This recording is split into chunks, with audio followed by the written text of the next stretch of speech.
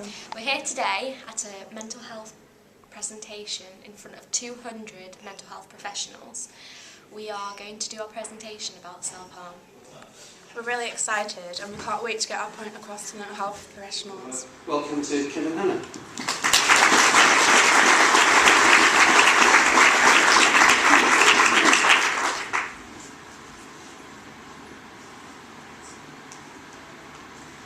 I remember when I was just 7 years old, watching TV with my family. I'm not sure now what was on that TV screen, but I remember turning to my dad and saying, if I ever feel that bad, I want to attempt suicide, but I would know who to talk to. At the age of 14, I attempted suicide 3 times in the course of 3 weeks. As well as suicide attempts, I was self-harming every day, consumed by depression. I was under the treatment at CAMHS. After all the risky behaviour I had taken, they decided to send me to the McGuinness unit in Prestwich, which is a child adolescent inpatient unit. I've been through inpatient, day patient and at McGuinness unit, and I am now attending the self-harm group as an outpatient once a week. I still self-harm, although I can go a month or so without it. I attempted suicide since, but the difference is now I really know what I can do to prevent it and recover. I was 15 when I first went to A&E for having taken an overdose. I was so alone and had no support. I can admit it was a subconscious cry for help, which I really did not know what the outcome would be.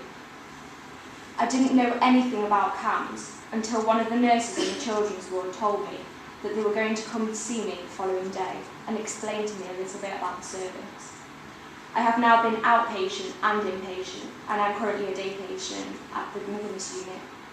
I also self-harm, but with the help of CAMHS and the McGuinness unit, my behaviour is a lot less frequent and a lot less of a risk.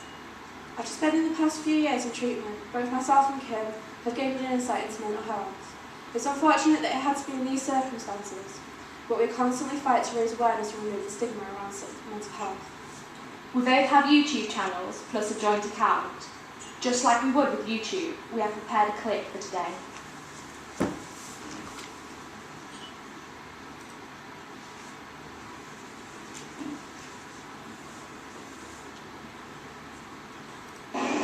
We are in the city centre today. We are going to ask the general public about their perception of self-harm.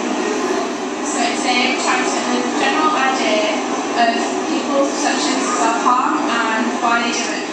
What do you know about self-harm? About self-harm.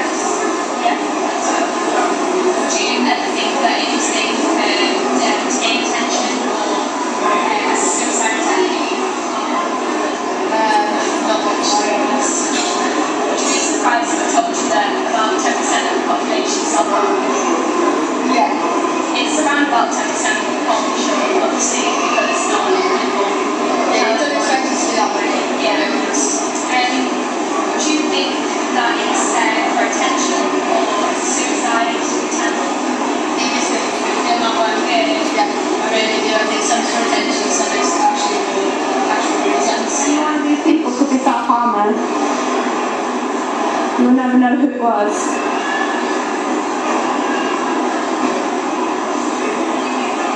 Self-harmers can be in such a dark place that it makes it for them almost impossible to go out in public. Self-harm can start at any age, but the child may not be aware that they are self-harming. Accessories such as bracelets, gloves and sweatbands Can be used to hide self-inflicted scars and wounds. When it's a rich and sunny coat, older people are trying to find a part-time job. It's often difficult to do this because of the income and emotional impact. It's good. 9 times out of 10 get short forms. No one wants their food to be touched by someone who's not controlling their hours. I was sure that there was a maximum of 1 pocket that was allowed to be sold in cases of paracetamol, which only contains 16 tablets. And there's a 28 tablets of aspirin in this, and that is potentially lethal if taken. 48 ibuprofen tablets. It makes it very easy for self-harmers to be able to get things like this.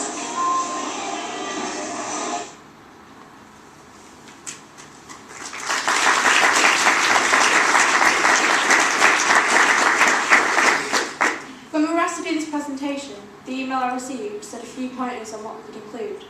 One of them was what more could be done for the prevention or reduction of the number of young people who self-harm. By preventing it, we aren't talking about it. It is so important to catch the problem in the early stages before the addiction takes over, rather than ignoring it and pretending it doesn't exist, because it most definitely does. Self-harm should also be measured, shouldn't be measured by severity or frequency. Telling the self-harmer that their wounds aren't bad enough, deep enough, wide enough, or having enough of them leads them to question their own worth and how they can do it so that it is bad enough. A few weeks ago, I received an anonymous message on Tumblr. This young person was really upset because their therapist told them that their self-harm wasn't severe enough to work on. They asked me, do I really need to cut deep to get help? How do you cut deep? If someone is self-harming, there is clearly emotional pain that they need to address. Again, it isn't about severity, but the reason why they are intentionally hurting themselves. We believe that if someone presents at A&E having self-injured, they should get a psychiatric assessment and a review. If they were to go in having to try to end their life, a psychiatric assessment would be immediately done by a trained mental health professional. Why is self-harm not being recognised? Family influence can be a huge problem for young people who struggle with both self-harming or suicidal behaviour. For example, if a young person has a sibling who's impressionable, it can be particularly dangerous. This behaviour may seem like a perfect solution if they themselves are struggling to cope with, especially if all the attention appears to be on the self-harming sibling. They might see it as something that helps someone that they are close to, and therefore it might be an option for them too. Although it might seem like a phase or something not serious, as they're copying someone else's behaviour, but this is often how the problem begins and becomes very addictive. Parents often respond on a lockdown basis. They walk away or throw away sharps such as razors and hide medication. This will make the young person feel more trapped by someone else taking away their method of coping. With the suicidal side of it, the young person doesn't necessarily need to have the classic case of planning it to every detail, time, day, etc., or even at times leave a note. It may be simply impulse, and something they feel they need to do, and they can't find a way of escaping the thoughts other than acting on them. It also, very often, isn't something that you notice about a person. The thoughts may build up slowly and get stronger and stronger until the person cannot handle it any longer. But there is always a side of them that doesn't want to end their life, and they just want to be saved. They just may not be able to show that side, and they will do everything to keep it a secret.